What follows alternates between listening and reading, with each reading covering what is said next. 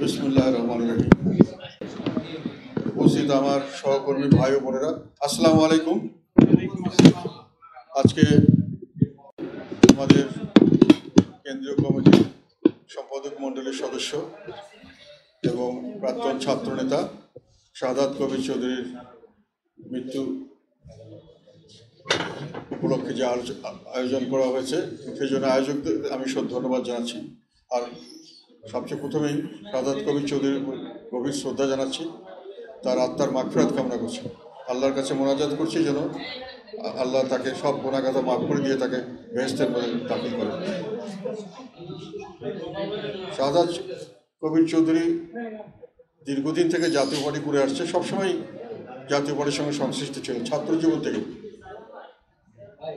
তার এই জীবনে জাতীয় পার্টির প্রতি তার অনেক অবদান আছে, আমরা সেটা শ্রদ্ধার সঙ্গে স্মরণ করছি। আরেকটা কথা হলো, যে প্রস্তাবগুলি আপনারা করেছেন যে এখানে যে কোনো জাতীয় পার্টির যে কোনো নেতাকর্মী মারা গেলে এখানে কেন্দ্রীয় অফিসে যে জানাজা করার কথা, এটা অ্যাকচুয়ালি সিস্টেমটা চালু আছে, অনেকদিন থেকে চলছে এবং সবসময় কেউ মারা গেলে এখানে নিয়ে আসা হয় এবং জানাজা পড়ানো হয়। রোজার কারণে সেই দিনকে একটু বেশি মানুষের সমাগম করা সম্ভব ছিল না, সময় অনেক কম ছিল, আর অল্প সময়ের মধ্যে এটা ব্যবস্থা করা যায়নি। আর আমি বলেছিলাম যে আমার পক্ষে আবার সব জায়গায় সবখানে সম্ভব হয় না, সেই জন্য আমার এখানে কাজ ছিল কতগুলো, আমাকে তো প্রেস ফেস করতে হয়, বিভিন্ন সভা সমিতি যেতে হয়, বিভিন্ন বিদেশিদের সঙ্গে ইফতার পার্টি, বিভিন্ন কারণে আমি সেদিকে সময় করতে পারিনি। তবে এই সিস্টেমটা এখনও চালু আছে। আর যেটা একটু আগে ডাক্তার সাহেব বলছেন যে বিভিন্ন জায়গায় যে মেসেজ পাঠানো, শোক সংবাদ নয়, বা ঈদের মেসেজ পাঠানো হয়, দেশব্যাপী সকলের কাছে পাঠানো হয়, যে কোনো অনুষ্ঠানে আমরা চেষ্টা করি মোটামুটি একটা সবার কাছে পৌঁছানোর জন্য। শোক বার্তাটা যদি সম্ভব হয় আমরা দেখব ভবিষ্যতে।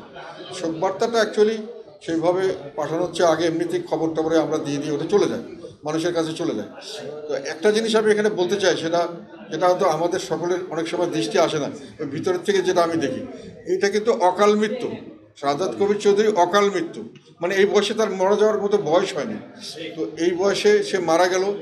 এটার একটা দায়িত্ব ছিল সার্বিকভাবে সমাজের এবং দেশের।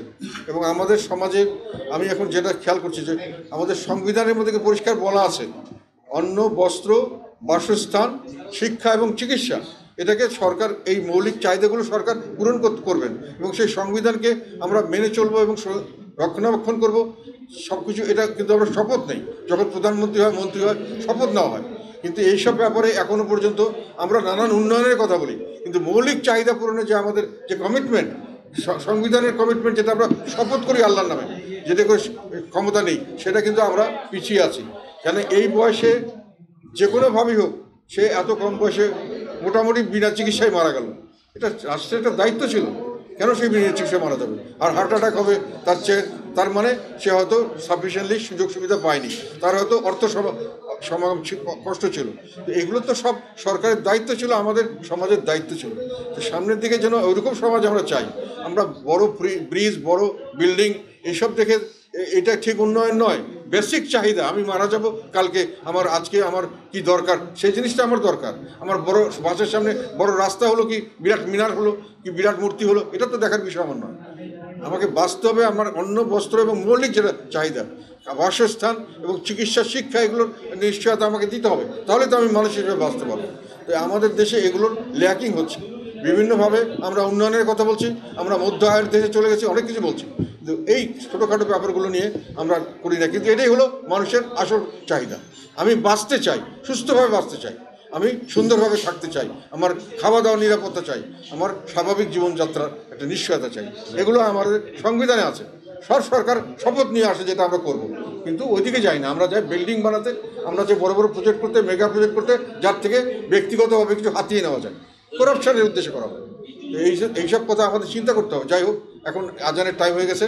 আপনাদের সবাইকে অনেক ধন্যবাদ আবার জানাচ্ছি। এখানে আজানের হয়েছে নাকি? এখানে যারা আয়োজন করেছে, বিশেষ করে হেলাল, খুব জোরে, আমি মনে করছিলাম যে এটা আমরাও করতে পারতাম, কিন্তু এখানে যে অবস্থা দাঁড়িয়ে গেছে, আমাদের নেতারা বেশিরভাগ বড় বড় নেতারা দলের চেয়ে বেশি অন্য কাজে বেশি ব্যস্ত থাকে। এখন এককভাবে আমি তো সারা দলকে সবসময় গাড়ি নিয়ে টানতে পারি না, তো তারপরেও আস্তে আস্তে আমি চাই সকলকে সংযুক্ত করতে। এরা করেছেন, আমি ওর জন্য দেখেছি কৃতজ্ঞ। হয়তো আমার এই জিনিসটা এত একটা প্রেশারে থাকি আমি যে সবসময় এগুলো মনে রাখতে পারি না। তো করা হয়েছে নিজের উদ্যোগে, স্ব-উদ্যোগে। এটাই স্বতঃস্ফূর্ত ভালোবাসা, এটাই আমি মনে করি সবচেয়ে বেশি সঠিক ভালোবাসা, যেটার মধ্যে কোনো কোনো ইয়ে নেই, খাত নেই, কোনো আর্টিফিশিয়ালিটি নেই।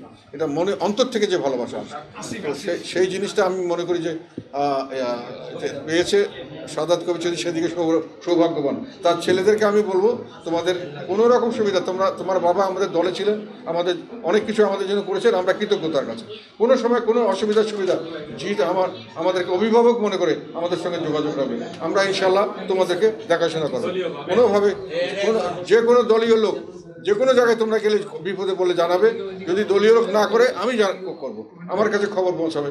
আমরা তোমার পাশে, তোমার মাকেও আমাদের তরফ থেকে বলো, তোমাদের জন্য আল্লাহ এই বিরাট শোকটা সহ্য করার মতো শক্তি দেন, আল্লাহর কাছে এই প্রার্থনা করছি। অনেক ধন্যবাদ আপনাদের সবাইকে। আসসালামু আলাইকুম।